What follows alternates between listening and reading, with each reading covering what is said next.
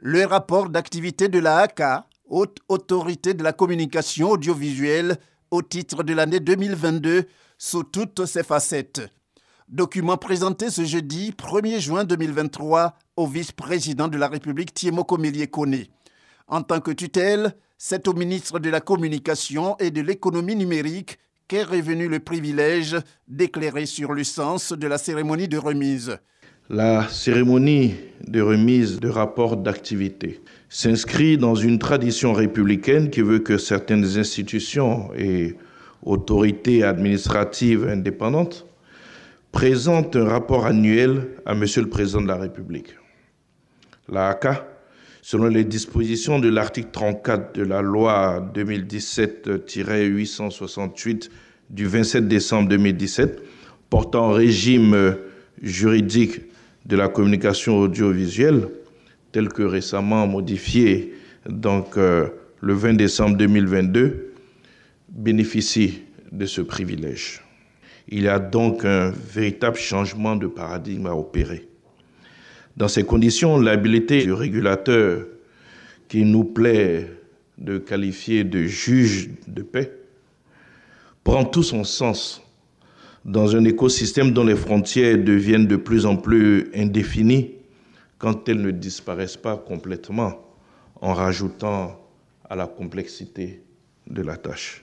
Le rapport d'activité 2022 de la ACA, ici présenté, s'articule autour de 11 points.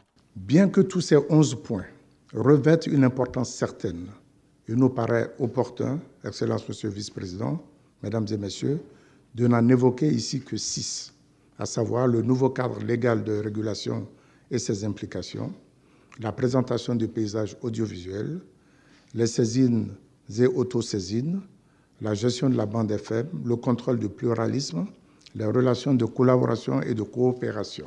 Dans son approche de la régulation, l'ACA met l'accent principalement sur l'encadrement et la sensibilisation des opérateurs audiovisuels. Il s'agit pour nous d'accompagner les opérateurs audiovisuels dans la mise en œuvre de leurs obligations, les sanctions n'intervenant qu'en cas d'absolue nécessité.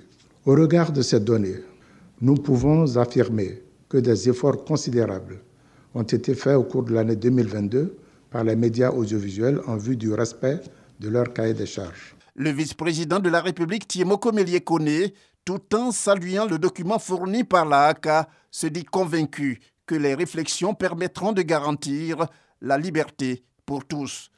Le secteur de la communication audiovisuelle dont vous avez en charge la régulation est par essence et par définition celui qui garantit et organise la liberté d'expression, principe si cher à notre pays et particulièrement à son Excellence Monsieur le Président de la République, M. Alassane Ouattara. Et je voudrais indiquer qu'il y a de cela 3 décennies, alors qu'il était encore Premier ministre de feu, le président Houphouët-Boigny, il a fortement contribué à l'avènement en Côte d'Ivoire d'une presse écrite et audiovisuelle libre et plurielle. Cette importante contribution avait d'ailleurs conduit certains acteurs de ce secteur à parler à ce moment-là du printemps de la presse ivoirienne. Après son accession à la magistrature suprême de notre pays et sous son leadership, cette libéralisation s'est poursuivie dans le domaine de la télévision. C'est sous cette impulsion que pour la première fois en Côte d'Ivoire, 4 chaînes de télévision privées commerciales peuvent désormais émettre aux côtés de celles du service public.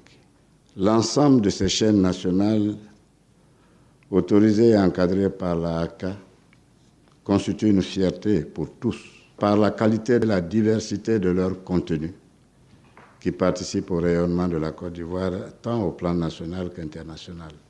La présentation qui a été faite par M. le Président de l'ACA montre que notre pays dispose d'un nouveau paysage audiovisuel riche et diversifié, qui contribue fortement à attirer un public, des partenaires et des téléspectateurs de plus en plus exigeants.